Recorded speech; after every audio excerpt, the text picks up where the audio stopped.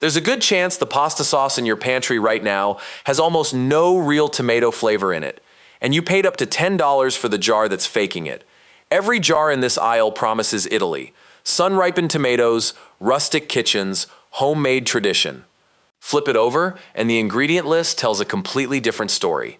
Modified food starch, added sugar, soybean oil, and something called natural flavor that legally means almost nothing. By the end of this video, you'll know exactly which 5 jars to put back, which 3 to actually buy, and how to spot the difference yourself in about 10 seconds flat. And every single fact here comes straight off the ingredient label, not a guess.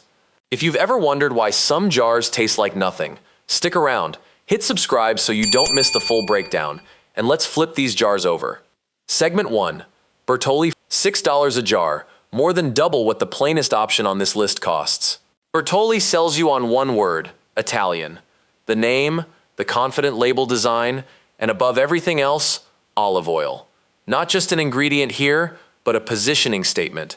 The thing meant to convince you this jar is different from every generic option next to it.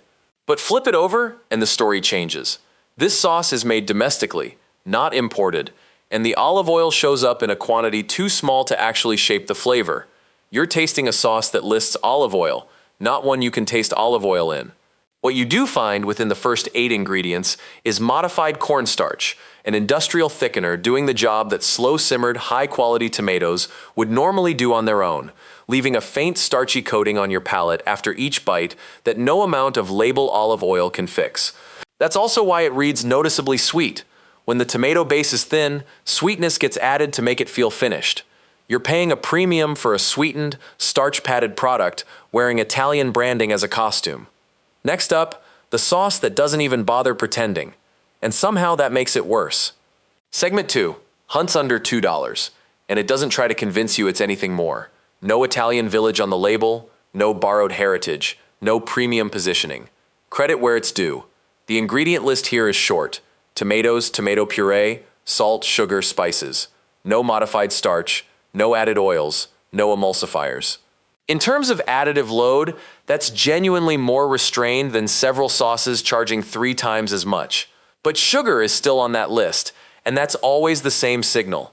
The tomatoes couldn't produce enough natural sweetness on their own, so it got patched in afterward. Spices is a catch-all that tells you nothing specific, and the texture doesn't hold up on pasta. Toss it, and within 30 seconds, the sauce has pooled at the bottom of the bowl instead of clinging. Sodium comes in around 550 milligrams per half cup. Hunt's is the most transparent underperformer on this list. It isn't deceiving you about what it is. It just isn't worth cooking with when better options exist a few dollars away. The next brand charges you 3 times as much to deliver roughly the same experience inside a far more convincing container. Segment 3. Classico, $5 to $7, and it comes in glass, which is doing more selling than anything inside it. The name implies something classical and deliberate. The design does the selling so the contents don't have to.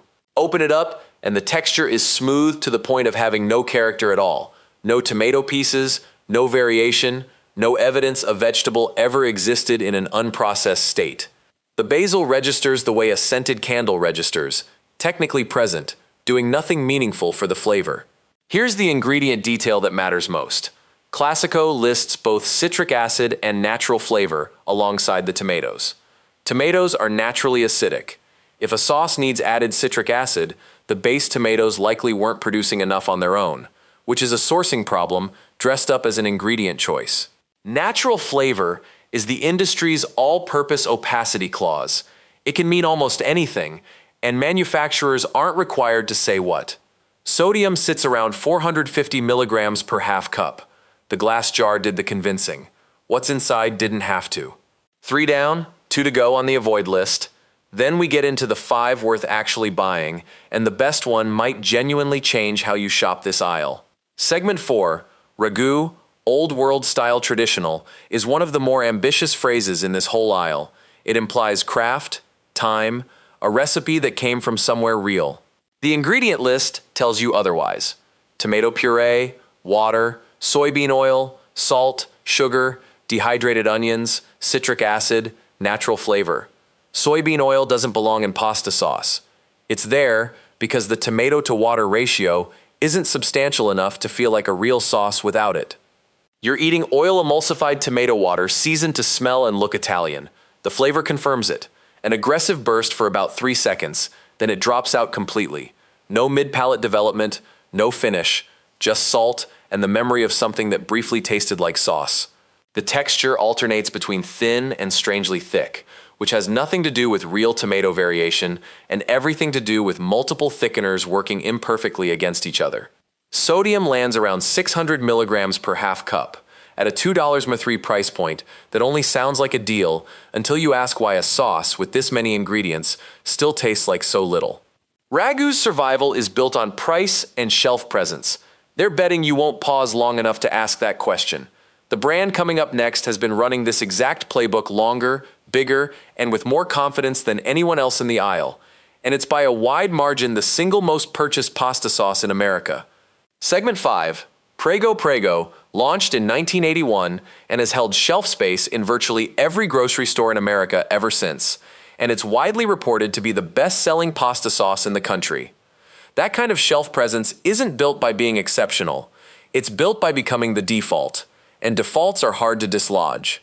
The flavor is engineered to be inoffensive rather than distinctive, acidic enough to register as sauce, sweet enough not to be sharp, smooth enough not to surprise anyone. It's a flavor profile built to generate the fewest complaints, not the most satisfaction. Added sugar shows up early in the ingredient list, a correction for tomatoes that aren't naturally sweet enough. And here's the number that reframes the whole jar. A half-cup serving, roughly 4 tablespoons, carries 650 milligrams of sodium, 28% of your recommended daily intake, in a serving smaller than what most people actually put on a plate of pasta. A realistic portion is closer to a cup to a cup and a half. Modified food starch and natural flavor round out the formula, doing the structural work the tomatoes alone can't. 12 minutes to dinner, familiar label, cart already moving. That's the whole business model, and it depends entirely on you not flipping the jar over. Now that you know what to put back, here's what to reach for instead. Quick question before we get to the good jars. Which one of these 5 did you find in your own cabinet? Drop it in the comments. I want to see how many of us have been buying the same thing without knowing it. Segment 6, Muir Glen.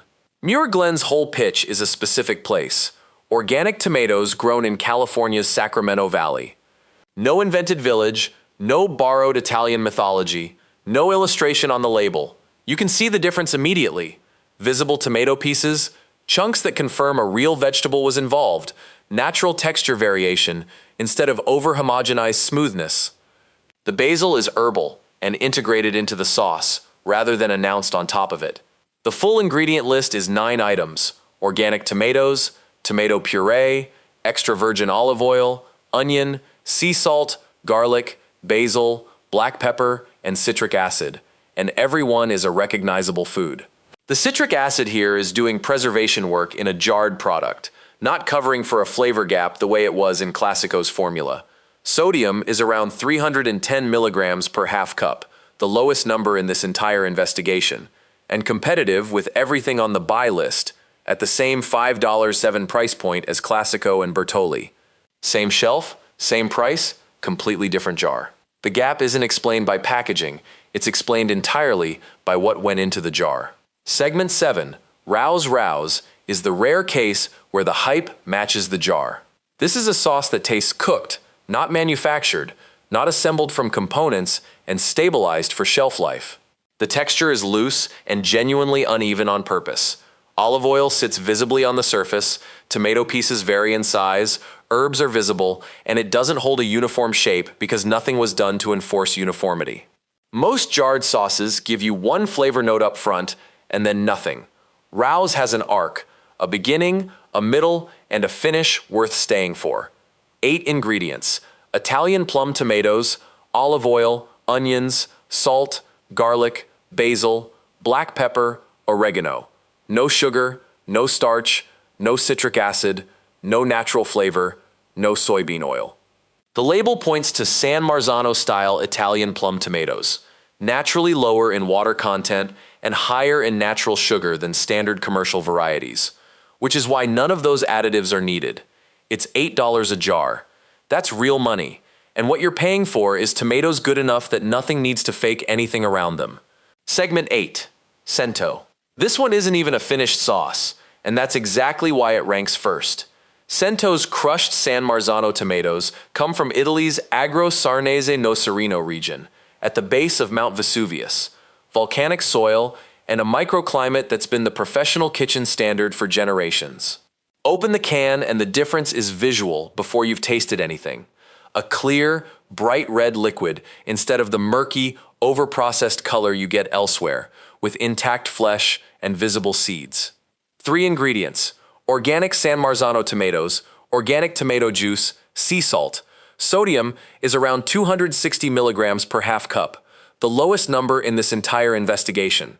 It's labeled as DOP certified, Denominazione di Origine Protetta, a legally enforced Italian designation tied to that specific growing region and revoked if standards aren't met, which is a level of external accountability nothing else on this list has.